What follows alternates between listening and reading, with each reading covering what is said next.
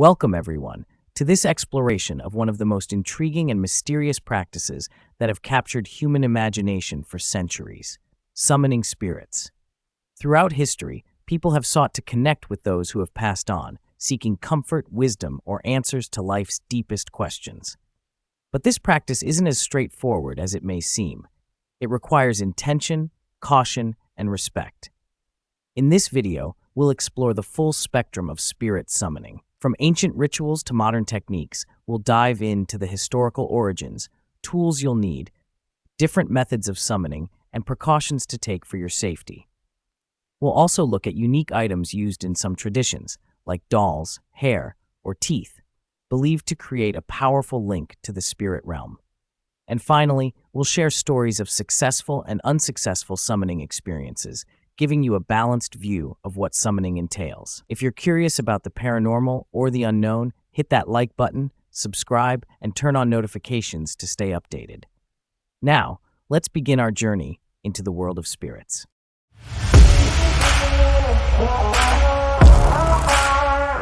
Summoning spirits isn't a modern practice or something invented in horror movies. It's an ancient tradition found in nearly every culture, each with unique beliefs and rituals. Let's look at some of these practices across various civilizations. Ancient Egypt, the pharaohs, and the afterlife. Ancient Egyptians believed in a richly layered afterlife, with the spirit continuing to exist beyond death. They viewed spirits as powerful, capable of offering wisdom, protection, or even influencing events in the world of the living. Egyptian priests conducted rituals to communicate with gods and spirits, often seeking guidance or protection for the living. The Book of the Dead, this ancient Egyptian text, includes spells and incantations for guiding spirits through the afterlife. Some spells were thought to invite spirits back into the world of the living, allowing priests to connect with ancestors or gods for specific purposes. Tombs were also carefully prepared, filled with objects meant to comfort and attract the spirit, like jewelry, food, or figurines. Egyptian funerary amulets, like the Eye of Horus or the scarab beetle, were also used to protect the spirit in its journey and ensure safe communication between the realms. Greece and Rome, oracles and necromancy. In ancient Greece, necromancy, or communication with the dead, was seen as a form of divination. People sought out oracles, such as the Oracle of Delphi, for messages from the divine and the dead. Temples dedicated to the gods of the underworld served as places for spiritual communication, where visitors made offerings to spirits or asked for their intervention. The Oracle of Delphi, this famous figure, was thought to communicate with gods and spirits, offering guidance to visitors. People would travel from distant lands, offering gifts to appease the spirits and receive answers to their questions. Some texts even describe rituals where participants would lay on the graves of loved ones to connect with their spirits. In Rome, festivals like Parentalia and Lemuria were held to honor and appease the spirits of the deceased. Roman families believed that these rituals kept spirits at peace, preventing hauntings and misfortune. Sacrifices and offerings of wine, food, and flowers were common practices during these events. Medieval Europe, alchemy, sorcery, and the witch trials. By medieval times, spirit summoning was closely associated with witchcraft, alchemy, and forbidden practices. Alchemists, in their search for hidden knowledge, believed that spirits could provide guidance on everything from healing to understanding the cosmos. This era saw the creation of symbolic texts and rituals claiming to summon spirits and gain mystical knowledge. The Catholic Church and witch trials. During the Inquisition, spirit summoning and related practices were deemed heretical, leading to the persecution of anyone suspected of witchcraft. Yet, the desire to communicate with spirits continued underground. Those brave or curious enough to attempt summoning did so in secret, often under the guidance of folk healers or shamans who used protective symbols, herbs, and rituals to avoid attracting dangerous spirits.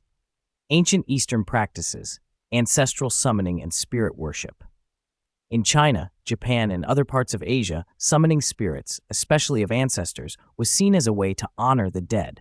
Practices like Obon in Japan, where families welcome the spirits of their ancestors, and the use of ancestral altars in China reflect a deep respect for the spirit world. These traditions didn't view spirits as something to fear, but as family members deserving of respect and reverence. Over the centuries, people have developed a range of tools to aid in spirit summoning. Each tool has a symbolic meaning, helping to create a respectful and focused environment for connecting with spirits. Ouija board, the classic tool of spirit communication. The Ouija board, sometimes called a spirit board, is one of the most widely recognized tools for summoning. Created in the 19th century and popularized as a game, the Ouija board is used by many to communicate with spirits. It includes letters, numbers, and words like yes and no. Participants place their fingers on a pointer, known as a planchette, and ask questions, hoping that spirits will guide their movements to spell out answers. While some view the Ouija board as a toy, others see it as a serious spiritual tool. Many believe that it acts as a gateway to the spirit world, allowing communication with both benevolent and malevolent entities. This is why it's important to use the Ouija board with caution, respect, and clear intentions. Candles and incense, setting the mood and protecting the space. Candles and incense are more than just atmospheric. They're thought to attract spirits and set boundaries. White candles for purity and inviting positive spirits. Black candles for protection against harmful entities. Purple candles associated with spiritual insight and intuition. Incense like sage, sandalwood, and frankincense is often burned to cleanse the area. Each scent has a different purpose. For example, sage is commonly used to ward off negativity, while sandalwood is believed to attract kind spirits. Crystals and stones. Crystals are used to provide protection, amplify spiritual energy, and create a calm, balanced environment. Popular crystals for summoning rituals include amethyst, associated with peace and intuition. Black tourmaline, known for warding off negative energy. Clear quartz, said to amplify intentions and channel energy. Placing these crystals around the summoning area or wearing them is thought to enhance the experience and keep out unwanted entities. Mirrors and scrying, gazing into the spirit world. In some traditions, mirrors are used as a portal to the spirit world. This practice, known as scrying, involves looking into a reflective surface to connect with spirits or see visions. In a dark room, participants gaze into the mirror, allowing their minds to enter a relaxed state. Scrying requires patience and focus, as it's believed that spirits can reveal messages or images through the reflections. Each of these tools serves a purpose in the ritual, helping to create a safe, focused, and inviting environment for spirit communication. Now, let's go through each step of a summoning ritual in detail, covering various techniques used to connect with spirits. Remember, it's crucial to approach this practice with respect, a clear intention, and appropriate protective measures. Step 1. Setting your intention. The first step in any summoning ritual is to set a clear intention. Think about why you want to connect with a spirit and what you hope to achieve. Some common reasons people perform these rituals include seeking comfort, connecting with a loved one, or asking for guidance. Setting an intention helps you focus and, according to believers, attracts the right kind of energy. Step 2. Preparing the space. Choose a quiet room where you won't be disturbed. Cleanse the area by burning sage or incense, as this is believed to drive away negative energies. Many people create a protective circle around themselves using salt or chalk, thinking it will keep out harmful entities. Arrange your tools, candles, crystals, and any other items you plan to use, and set up your space in a way that feels calm and inviting. Step 3. Inviting the spirit. Once everything is in place, it's time to invite the spirit. Start with a respectful phrase like, "We invite any positive spirits who wish to communicate with us to join." Be patient and avoid rushing. Summoning, believers say, is more successful when approached with respect and patience. Using dolls, hair, and personal items in spirit summoning. In some folk traditions, personal items are believed to strengthen the bond between the spirit and the summoner. Let's take a look at how items like dolls, hair, or even teeth are used. Dolls as spirit vessels. Dolls are often used as vessels for spirits. In some traditions, they're crafted or decorated to represent a specific person or spirit. To use a doll as a spirit vessel, personalize the doll. Some summoners add clothing, hair, or objects linked to the spirit to make the doll feel more inviting. Invite the spirit, hold the doll, and say, "If there is a kind spirit willing to communicate, You are welcome to use this vessel. Observe for signs. Some people claim the doll feels heavier or even moves subtly when a spirit accepts the invitation. Hair, teeth, and other personal items. Using personal items like hair or teeth in a summoning ritual is thought to create a powerful connection. Here's why and how these items are used. Hair. A strand of hair can serve as a link to a deceased loved one or even to the summoner's own ancestors. Teeth. Some people believe teeth hold a lasting energy and are often used as a stronger connection to the person. Belongings. Objects like a piece of jewelry or a favorite book can also be used in the ritual space to invite a familiar spirit. These personal items are powerful symbols, and believers often treat them with great care to avoid unwanted connections. Closing the ritual. When you feel the session is complete, it's essential to close it properly. Say something like, "Thank you for joining us. We ask you to leave in peace." Scatter any salt, put away items, and burn sage to clear any lingering energy. Proper closure is believed to prevent any lingering attachments or energies from the spirit realm. Candle gazing. Candle gazing is one of the simplest and oldest methods used for spirit communication, and it only requires a candle and a quiet space. It's said that spirits can make contact through the way a candle's flame moves or flickers, almost like the flame itself becomes a little doorway for messages. People use different colors of candles for different reasons, with white candles often symbolizing purity and protection. How to do candle gazing. First, find a quiet room where you won't be interrupted. This is your special space, so clear out any distractions and make sure the area feels comfortable. Take a candle. White is a good choice if you're looking for peace and calm energy. Set the candle on a flat surface, ideally at eye level, and turn off or dim any other lights in the room so the candle flame can really stand out. Now, light the candle and sit a comfortable distance away. Close your eyes, take a few deep breaths, and focus on calming your mind. When you feel relaxed, open your eyes and softly gaze at the flame. Try not to stare too intensely. Instead, let your eyes focus gently on the flame as it flickers. Once you feel connected to the flame, set your intention.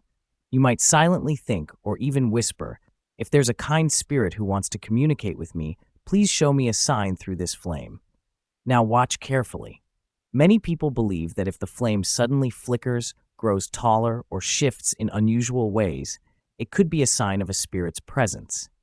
When you're done, thank any spirits that may have come. Gently blow out the candle, letting the smoke carry your gratitude. Using a necklace as a pendulum. A pendulum is a great tool for simple yes or no questions, and the best part is that you can make one yourself with items you already have at home. A necklace with a small pendant, like a ring or a charm, works perfectly as a pendulum. This method is based on the belief that spirits can influence the direction a pendulum swings, giving you a way to see their answers. How to use a necklace as a pendulum. Start by finding a quiet, comfortable place to sit. Take your necklace and hold it by the chain so the pendant or charm hangs freely. Ideally, you should hold the pendulum in your dominant hand, as it's easier to keep steady that way. Sit quietly for a moment, taking some deep breaths, and focus on calming your mind. If you want, you can even place a small circle of salt around you for added protection, as salt is believed to ward off negative energies. Once you're ready, hold the necklace chain gently, letting the pendant dangle straight down. Begin by asking the pendulum to show you its movements. You can say, "Please show me a yes answer," and observe how the pendulum moves. It might start swinging back and forth, side to side, or in a circular motion. After you see its yes movement, ask it to show you a no answer, and note how it moves differently. With your yes or no directions set, start asking simple questions like, "Is there a friendly spirit with me?" Or, "Would you like to communicate?" Observe the pendulum's movements and interpret its answers based on what you've established as yes or no. When you're finished, say thank you to any spirits who might have communicated and carefully put your necklace away. This gesture of respect is like hanging up a call. It ensures the spirit connection is properly closed. Mirror scrying, also known as mirror gazing, is a practice that dates back centuries. The idea behind scrying is that a mirror's reflective surface can act like a portal or window to the spirit world. When you gaze softly into the mirror, you may start to see shapes, shadows, or even faces that some people believe are messages from the other side. How to try mirror scrying. For this method, choose a mirror. Any small or handheld mirror will do, although a wall mirror can work if that's what you have. Dim the lights or light a single candle and place it behind you so your face is visible in the mirror without any harsh light. Take a few deep breaths to center yourself.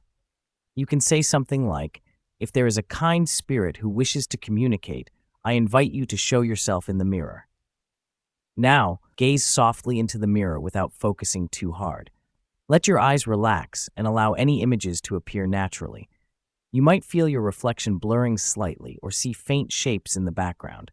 Stay relaxed, as any tension could make it harder to stay open to what you might see. If you see something unusual, a shadow, face, or shape, take a moment to observe it calmly. Mirror scrying takes practice, so don't worry if nothing appears right away. When you're ready to end, say, "Thank you for any presence shown," and consider covering the mirror with a cloth if you feel it's necessary, which some people believe helps close any spiritual doorway the mirror may have opened. Automatic writing, or spirit writing, is a technique where you allow your hand to move freely with a pen on paper, hoping that a spirit might guide your writing. This method is based on the belief that spirits can use your hand as a medium to write messages or symbols. How to do automatic writing. Grab a notebook and a pen and sit in a quiet, peaceful place. Some people like to burn incense or light a candle, but this is optional. The key here is to relax and clear your mind as much as possible. Hold the pen lightly and let it rest on the paper. Close your eyes, take a few deep breaths, and set your intention by saying, "If any kind spirit would like to communicate with me, please guide my hand." Open your eyes and let your hand move across the page without trying to control it. Don't worry about what you're writing or drawing, just let the pen move however it wants. You might end up with scribbles, but sometimes shapes, words, or symbols might appear. After a few minutes, take a look at what's on the paper. Do any words or symbols stand out? Sometimes people believe they receive messages this way, even if it's not always obvious right away. When you're finished, thank any spirit that may have communicated, saying, "Thank you for your presence," and put the notebook away. The glass and paper method, DIY Ouija board. This DIY version of a Ouija board uses a simple glass and pieces of paper to create a makeshift spirit board. The idea is similar to a Ouija board. You ask questions, and some believe spirits can move the glass to spell out answers. How to set up the glass and paper method. Start by gathering a small drinking glass and a few pieces of paper. On each piece of paper, write a letter of the alphabet, plus the words yes, no, and goodbye. Arrange these pieces in a circle on a flat surface. Place the glass upside down in the center of the circle. Sit around the circle with any friends or family members who are joining and lightly place your fingertips on the glass. Set your intention by saying, "If there is a kind spirit willing to communicate, please guide this glass." Begin asking questions, such as, "Is anyone here?" or "Would you like to communicate?" Wait and observe if the glass moves. The glass may slide over the letters, spelling out words, or move to yes or no to answer questions. Let the glass move naturally and avoid pushing it yourself. When you're ready to end the session, thank any spirits and move the glass to goodbye to formally close the connection. Dream summoning. Dream summoning, or inviting spirits into your dreams, is one of the gentlest methods. This is based on the belief that spirits can visit you while you sleep, delivering messages through dreams. How to invite spirits into your dreams. Before going to sleep, take a small piece of paper and write down a simple message like, "I invite spirit's name to visit me in my dreams." Place this paper under your pillow, symbolizing your intention. As you lie down, close your eyes and focus on the spirit you wish to contact, imagining them coming to you with messages or symbols. Relax and allow yourself to fall asleep with this intention. Many people believe that spirits find it easier to connect with us in dreams because our minds are more open and receptive. When you wake up, write down any dreams or impressions you remember, as these may contain the messages you were seeking. Dream summoning can be a comforting method for those who feel nervous about more direct communication, as it allows spirits to communicate on their own terms. Two-candle yes or no communication. This technique uses two candles to communicate with spirits by interpreting the way the flames flicker or move. How to do the two-candle method. Get two small candles and place them a few inches apart on a flat surface. Light both candles and assign one to mean yes and the other to mean no. Focus on the candles, taking a few deep breaths to calm your mind. Once you feel centered, say, "If there is a kind spirit here, please use these candles to communicate with me." Ask simple yes or no questions, like, "Is there anyone here?" Watch closely. If the yes candle flickers more than the no candle, it might be taken as a positive response. Some people interpret the height of the flame or any flickering as an indication of a spirit's response. When you're finished, say thank you and blow out both candles to close the connection, sending any spirits away with respect. A final reminder on respect and caution. Every technique described here should be approached with care and respect. While some may see these as lighthearted activities, others believe that they open pathways to real spiritual energies. So, it's always wise to follow up each session with a respectful closing statement, like, "Thank you for joining me. You may now leave in peace." This simple gesture is thought to help prevent any unwanted spiritual energy from lingering after the session is complete. Whether or not you believe in spirits, these methods offer a fascinating way to explore the possibilities of the unknown. Always stay safe, stay respectful, and enjoy the process of discovery. When it comes to summoning spirits, caution is essential. Many people who practice summoning believe that taking protective measures and grounding oneself beforehand can create a safer environment. These practices aim to keep negative energies at bay, ensure a peaceful experience, and minimize any potential risks. 1. Protective symbols and objects. Many cultures have symbols believed to provide spiritual protection. Some people draw a salt circle around their summoning area, as salt is thought to create a barrier against harmful entities.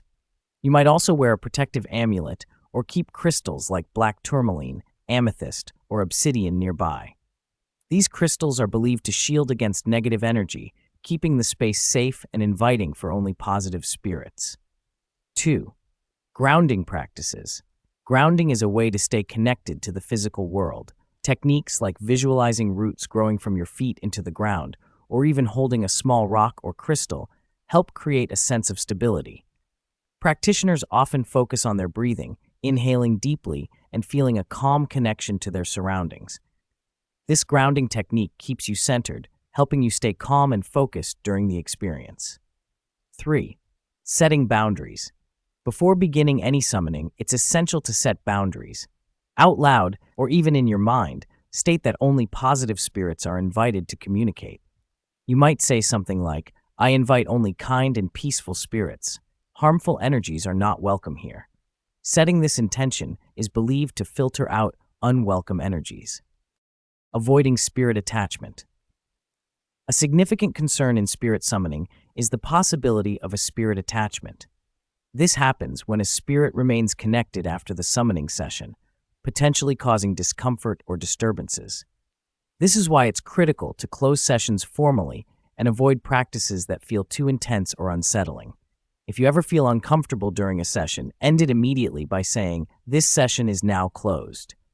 Thank you, and please leave in peace." Many people report signs they associate with a spirit's presence, and understanding these can help differentiate between genuine experiences and environmental factors. One common indicator is sudden temperature changes. People often describe localized cold spots or chills, particularly in an otherwise warm space. This sensation can even produce goosebumps or a tingly feeling, though drafts or ventilation could be the true source. Another reported sign is unusual physical sensations, like feeling a light touch or pressure on the body, often described as a gentle brush on the shoulder or arm, but stress or minor air movements can cause similar feelings. Flickering or dimming lights are another frequent experience. Many attribute it to a spirit's attempt at communication, though it may simply be due to loose wiring or a power surge.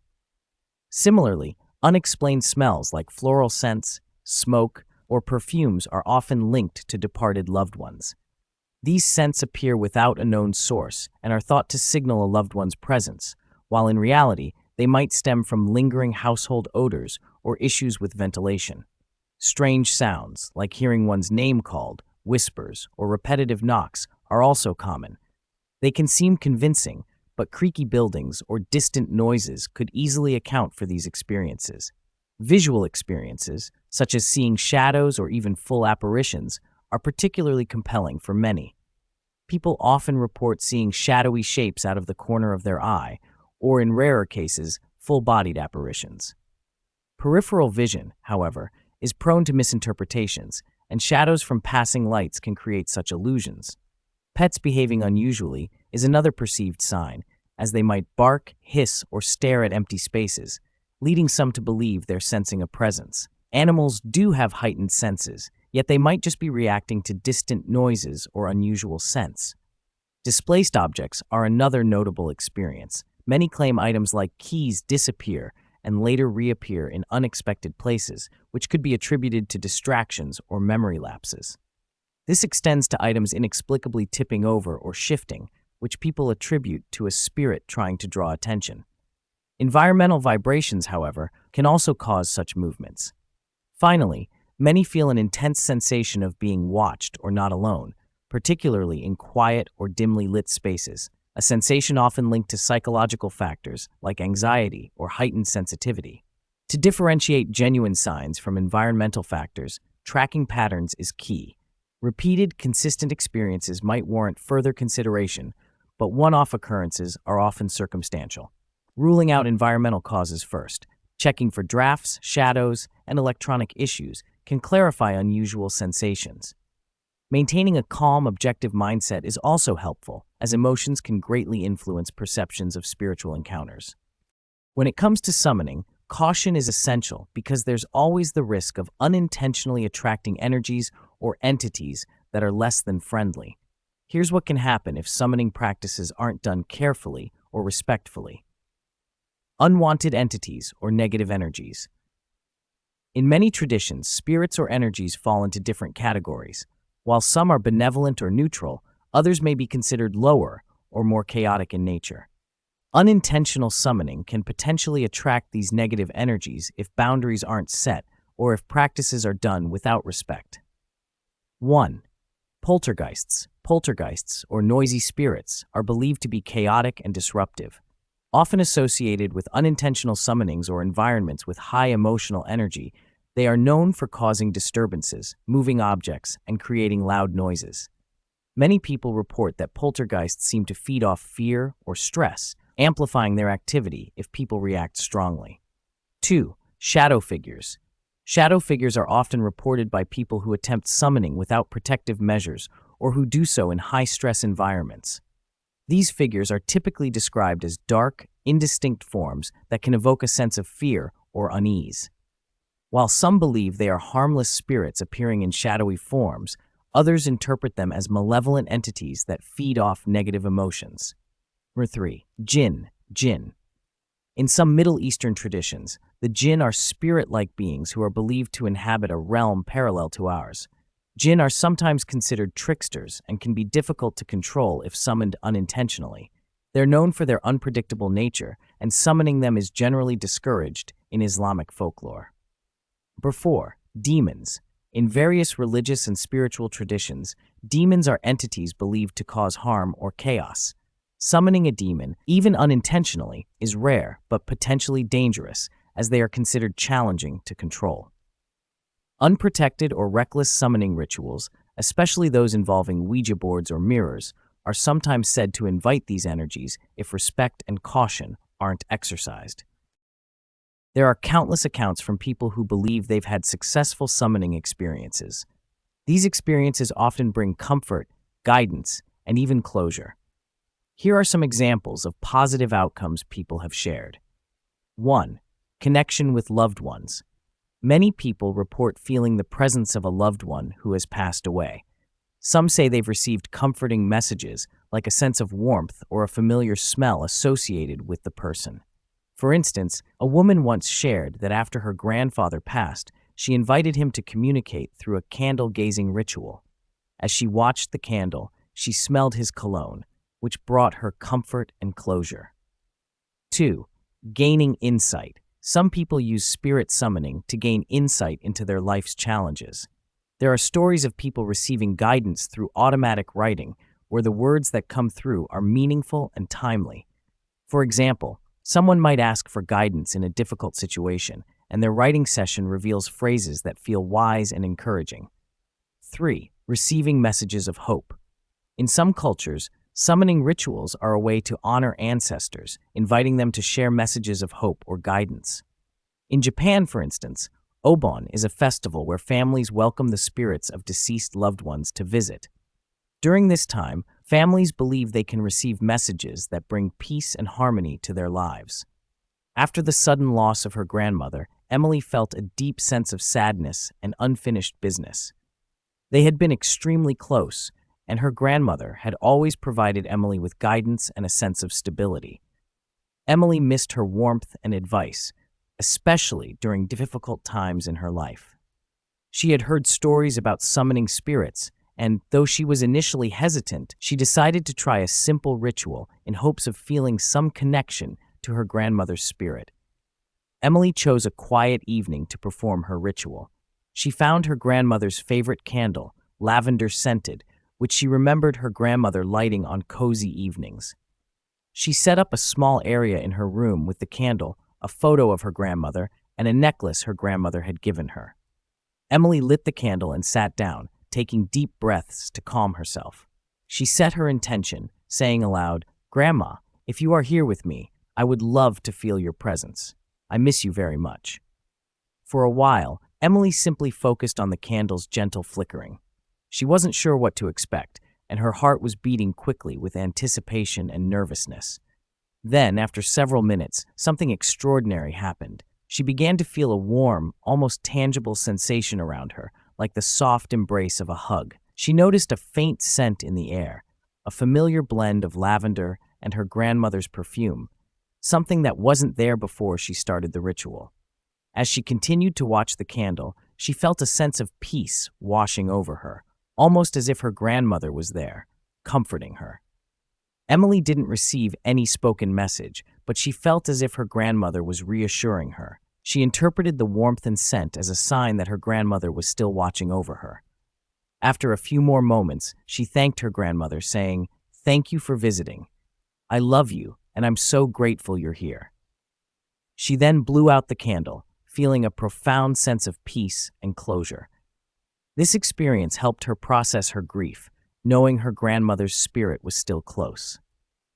While these accounts are deeply personal and vary in details, those who practice summoning often feel a positive sense of connection and support, even if they don't always receive a direct message. On the flip side, summoning doesn't always go as planned, and sometimes it can have unsettling results. There are stories and legends of failed summoning attempts that lead to unintended consequences, from strange disturbances to feelings of discomfort. Here are a few examples. 1. Hauntings and lingering energies. Some people report experiencing strange occurrences after unsuccessful or poorly closed sessions. For instance, there are accounts of people using a Ouija board without knowing how to close the session properly, leading to unexplained sounds, flickering lights, or feelings of unease in the days following the ritual. Number 2. Physical and emotional exhaustion. Summoning requires energy, and some report feeling drained, dizzy, or emotionally overwhelmed after an attempt. This is believed to be a result of attracting too much energy or failing to stay grounded. In some cases, people experience disturbing dreams, insomnia, or heightened anxiety after a session that didn't go well. Or 3. Spirit attachment. There are tales of people unintentionally inviting negative or restless spirits. This can happen when a session is left open or if boundaries aren't set clearly. Those who report spirit attachments often feel watched, have recurring dreams of being followed, or notice unsettling changes in their environment. Unsettling encounters after a failed summoning. James was a college student fascinated by paranormal stories and the idea of summoning spirits. He and a few friends decided to try summoning a spirit one night as a way to spice things up and experience something spooky. They had heard about the Ouija board, but didn't have one, so they created a makeshift spirit board with a piece of paper and a glass. None of them had any experience with spirit summoning, but they thought it would be fun to see if anything would happen. The group gathered in James's dimly lit dorm room, arranged the paper letters in a circle, and placed the glass in the center. They all placed their fingers on the glass, and James said, "If there's any spirit here, come talk to us. We're not afraid." They started asking simple questions, like, "Is anyone here? And what's your name?" They all laughed nervously, assuming nothing would happen. Suddenly, the glass began to move. At first, they thought one of them was pushing it, but it kept moving in a way that felt unnatural. The glass spelled out random letters, but it wasn't spelling any coherent words. Then it started to move in a figure-8 pattern, which some people believe can be a sign of a restless or aggressive spirit. The room's atmosphere shifted, feeling colder, and James started to feel uneasy. Ignoring the warnings, he continued asking questions, jokingly saying, "If you're here, give us a real sign." Right after he said this, they heard a faint but distinct knock from the other side of the room, where no one was standing. The group was startled, but decided to brush it off as a coincidence. They ended the session quickly, but didn't formally say goodbye or close the summoning session. They all laughed it off, but James couldn't shake the uncomfortable feeling that something wasn't right. In the days following the session, strange things started happening in James's dorm room. He would hear faint whispers at night, like someone was murmuring just outside his door. His lights would flicker randomly, and he began feeling cold spots around his bed, even though the room was well heated. One night, he woke up to see a dark shadow standing in the corner of his room, which vanished the moment he turned on the light. These strange occurrences continued, leaving James feeling constantly anxious and sleep-deprived. After weeks of these disturbances, he confided in a friend who knew more about spiritual practices. She advised him to formally close the session he had started, explaining that failing to close a summoning can sometimes leave a door open to lingering energies. She suggested that he cleanse his space by burning sage and saying aloud, "This session is closed. Any spirits that are present, please leave in peace." Following her advice, James conducted the closing ritual. He burned sage and firmly stated his intention to end the connection.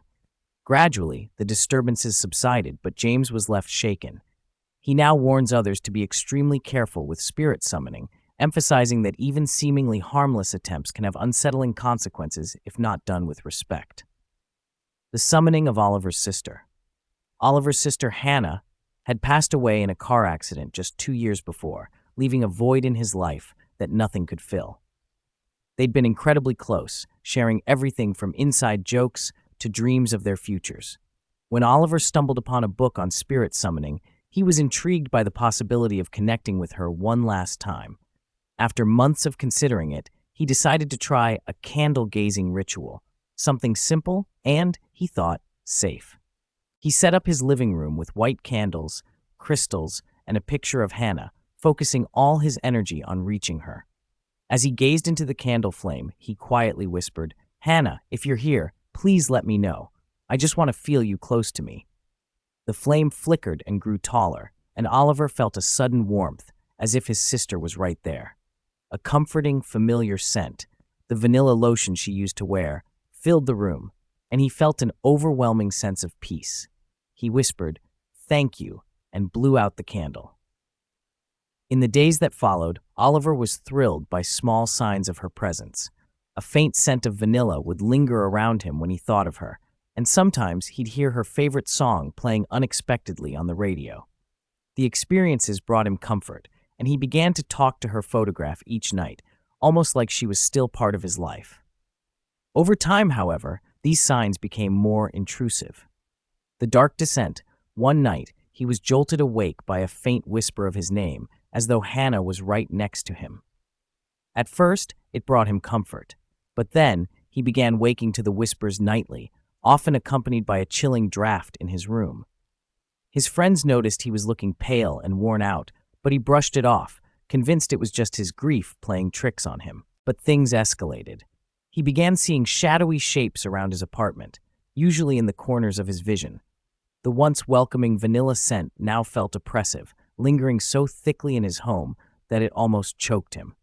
He started hearing Hannah's voice not only in his apartment, but even outside, calling him to places he couldn't explain. Each night, the whisper of his name grew louder and more insistent, almost desperate. It wasn't just comforting anymore. It felt relentless. Convinced something was wrong, he reached out to a paranormal expert who warned him that he may have unintentionally opened a connection to something darker.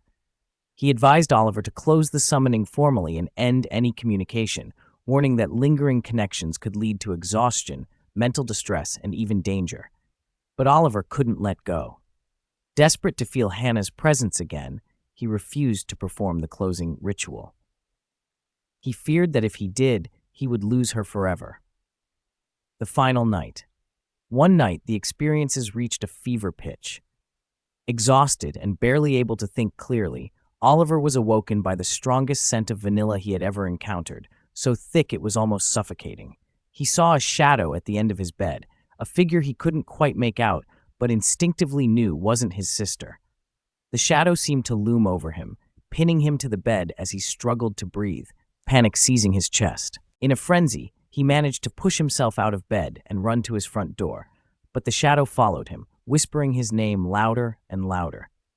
As he stumbled through the hall, gasping for air, he collapsed, feeling a crushing weight settle over him.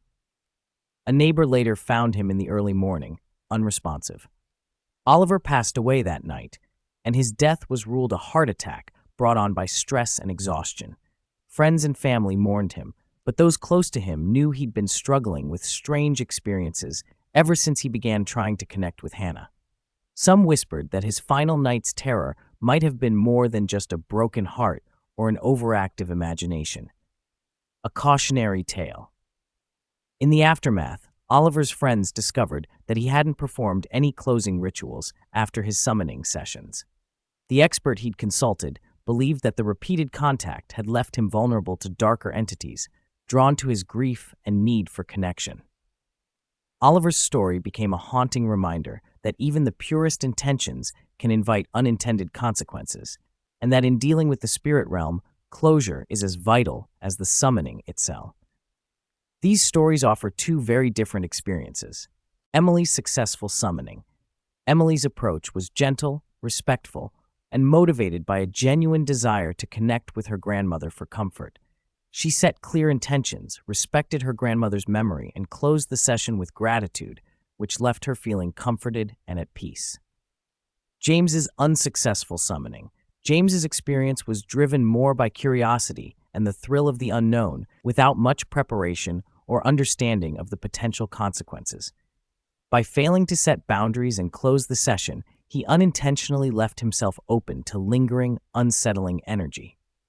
His story highlights the importance of taking spirit summoning seriously and following protective and closing rituals to avoid unintended experiences. If you're interested in summoning, keep in mind that preparation and respect are key. Summoning is not a game, and while some may see it as a harmless exploration, it's a practice with deep roots in cultural beliefs and spiritual traditions. Approach with curiosity, but remember that caution and boundaries are essential.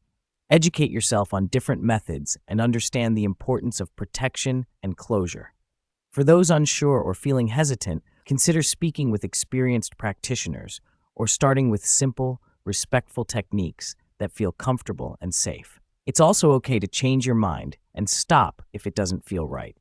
There's no harm in exploring other ways to connect with spirituality or honor loved ones that don't involve summoning.